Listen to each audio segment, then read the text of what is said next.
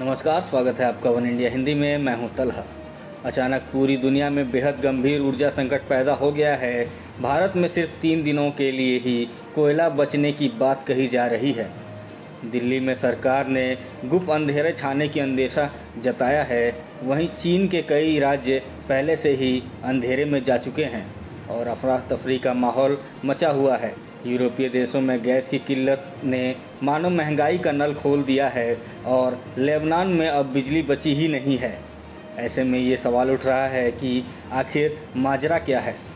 इस वक्त दुनिया भर के देश वैश्विक ऊर्जा संकट का खामियाजा भुगत रहे हैं। कुछ चीनी राज्यों में बिजली नहीं है तो थोड़ी देर के लिए अलग अलग राज्यों में बिजली दी जा रही है। लिक्विड गैस के लिए यूरोपीय देशों में लोगों को भारी कीमत चुकानी पड़ रही है और पूरे लेबनान में ही बिजली खत्म हो चुकी है। इसके अलावा भारत में बहुत जल्द कोयला खत्म होने की बात कही गई है। तो संयुक्त राज्य अमेरिका में नियमित गैसोलीन के लिए 1 गैलन की कीमत शुक्रवार को $3.25 हो चुकी थी, जिसकी कीमत अप्रैल में सिर्फ $1.27 थी। जैसे जैसे वैश्विक अर्थव्यवस्था में सुधार हो रहा है और कोविड-19 से महामारी पर दुनिया में नियंत्रण हासिल किया जा रहा है, वैसे वैसे ऊर्जा सेक्टर पर भारी दबाव पैदा हो रहा है, जिसने अंतर्राष्ट्रीय राजनीति में काफ़ी तनाव पैदा कर दिया है। इस साल दिसंबर में दुनिया भर के तमाम नेता जलवायु परिवर्तन और ग्लोबल वार्मिंग को लेकर होने वाली विश्व की सबसे बड़ी बैठक COP26 में हिस्सा लेने वाले हैं, जिसमें हरित क्रांति को लेकर बात होगी और ग्रीन एनर्जी क्रांति लाने की बात की जाएगी। लेकिन अभी से ये सवाल उठने लगे हैं कि क्या ये मुमकिन है।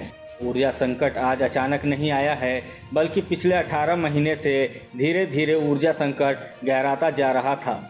कोविड-19 पर नियंत्रण के साथ साथ अर्थव्यवस्था में सुधार लाने के कार्यक्रम तेज़ी से शुरू हो गए थे, तो दूसरी तरफ पिछले 18 महीने में दुनिया के कई हिस्सों में भयानक तूफान भी आए हैं, जिसने स्थिति बिगाड़ने में बुरी तरह से भूमिका निभाई है।